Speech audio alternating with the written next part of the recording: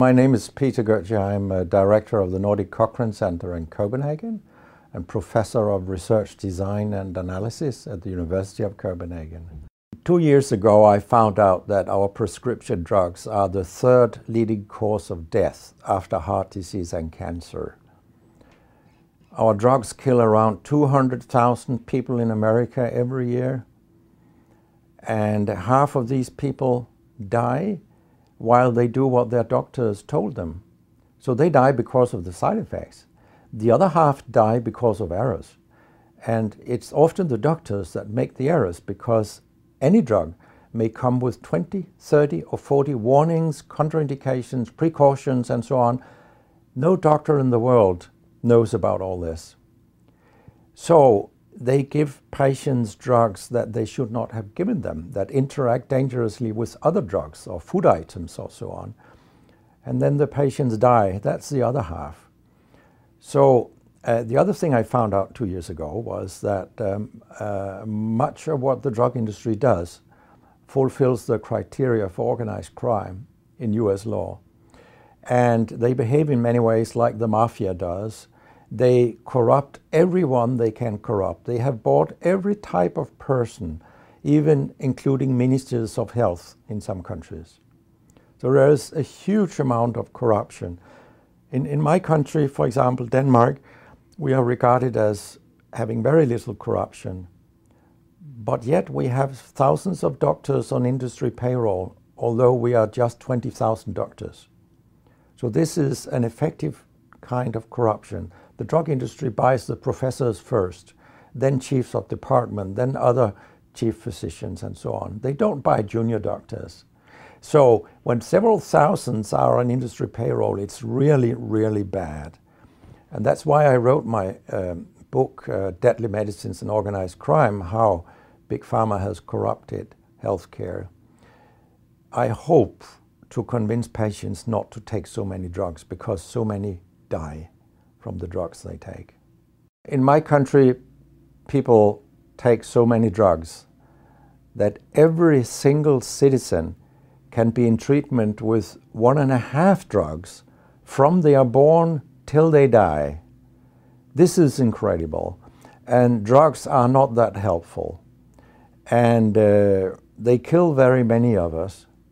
We know that. That's why drugs are the third major killer after heart disease and cancer.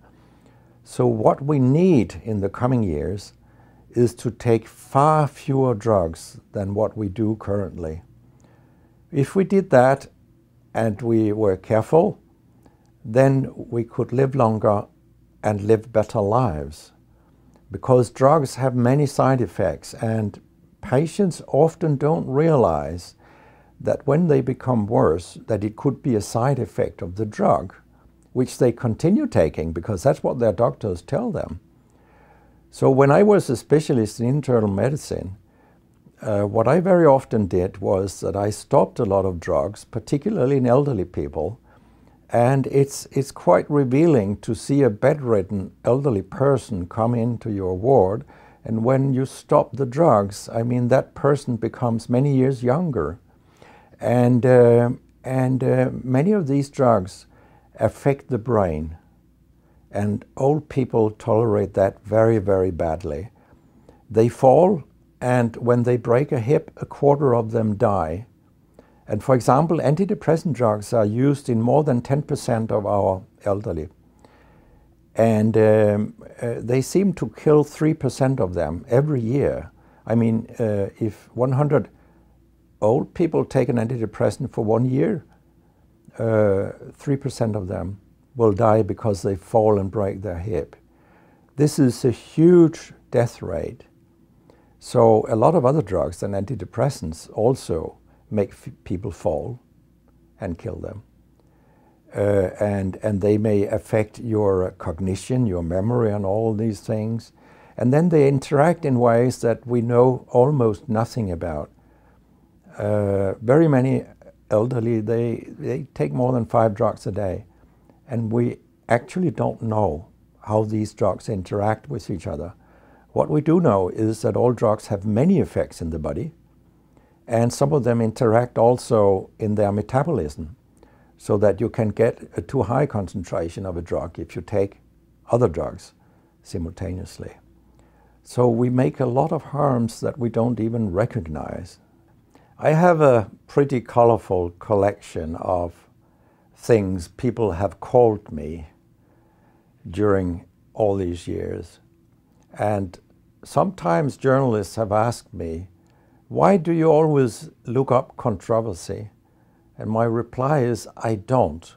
Controversy looks me up, because it's not popular to tell the truth in healthcare. You will get a lot of enemies, because a lot of people make money on false premises, doctors and industry alike.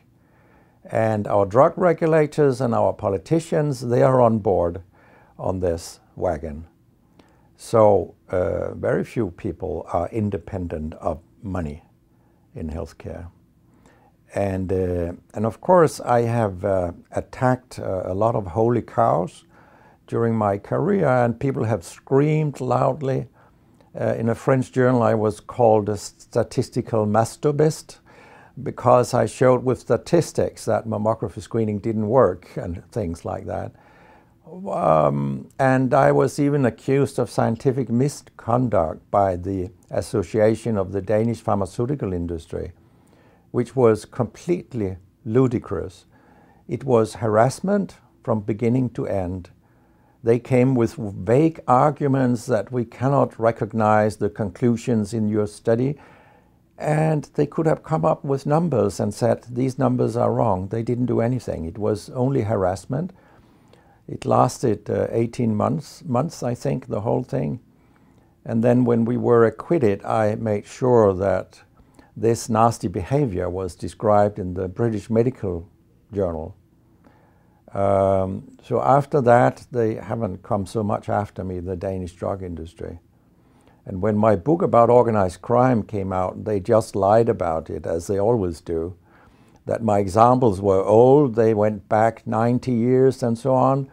But, you know, where I demonstrate that what the 10 biggest companies do is organized crime. These examples, they were from within the last 10 to 15 years. That's not old examples. And the crimes have increased, because when crime pays, you will have more crime. That's how capitalism works.